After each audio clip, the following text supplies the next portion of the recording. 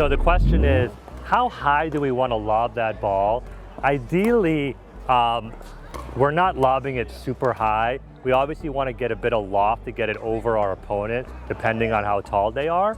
But because this is a plastic wiffle ball and the wind can affect it so much, if you send that ball, 20, 30 feet in the air, right, the wind's going to affect it. So just enough. And by the way, the longer it hangs in the air, the more time your opponent has to run back there and get that ball, right? So the key is to find that, depending on who you're playing, how tall they are, how athletic they are, right? If they can just jump up there and grab that ball, is how high you're going to toss that ball. But the key is find the balance between not sending it too high in the air, but just enough so they can't hit that as an overhead.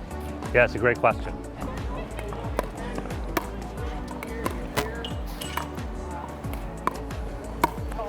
Nice try, way to go for it. That was the right time. That was the right time actually, because it was out of the air. Your opponent was a little off balance.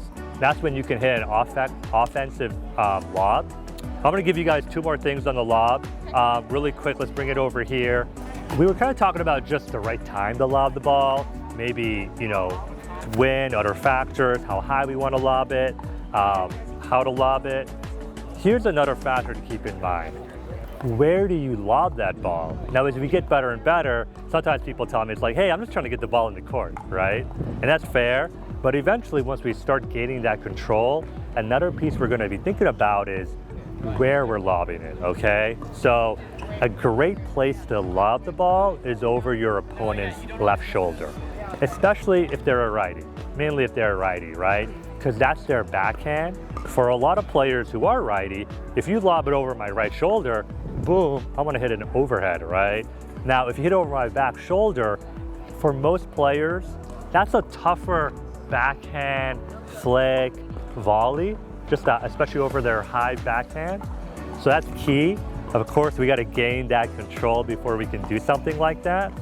And I got one bonus tip for you guys, and we'll go ahead and wrap it up, which is, we were talking a lot about lobbing at the kitchen line, right? But there are times when we lob at the baseline. Typically that occurs on the third shot. So we won't go too much into the third shot, but on the third shot we have three options. We have a drive, we have a drop, and we have a lob, okay? Now, the lob is typically thought of as the least ideal option there, okay? The least ideal option. Especially when we start playing the game as beginners, we tend to hit that shot a lot, right? Because driving the ball, sometimes we just send the ball really high and opponents just put it away. The drop, it's really difficult to get into the kitchen, and that's where we go for that lob. It just isn't the best, it's just not the best option. Does that make sense?